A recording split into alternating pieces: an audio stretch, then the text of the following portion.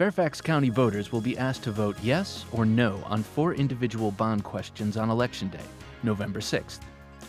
The stormwater bond question asks voters to allow the county to borrow $30 million to make improvements to prevent flooding and soil erosion. The county plans to use this money to construct a levee and pumping station along Cameron Run to protect the Huntington community. The neighborhood floods from flooding from Cameron Run.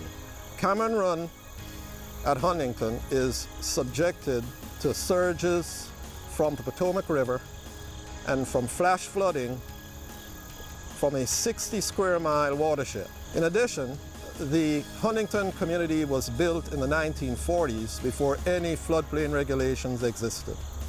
Flooding damages over the last 10 years experienced in 2003, there was significant flooding in streets in Cameron Run that damaged a number of cars.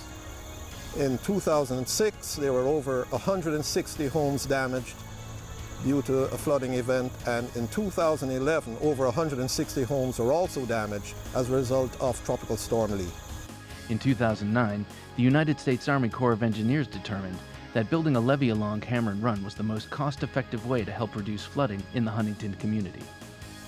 A levee is an earthen embankment that's usually placed along a riverbank that protects communities on the side of that bank from flooding.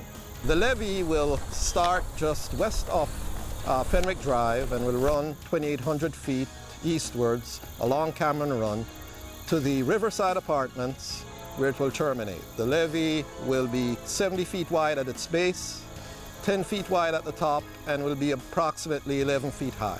For more information about the stormwater bond, contact Fairfax County Stormwater Management at 703-324-5821, TTY 711, or visit www.fairfaxcounty.gov/bond.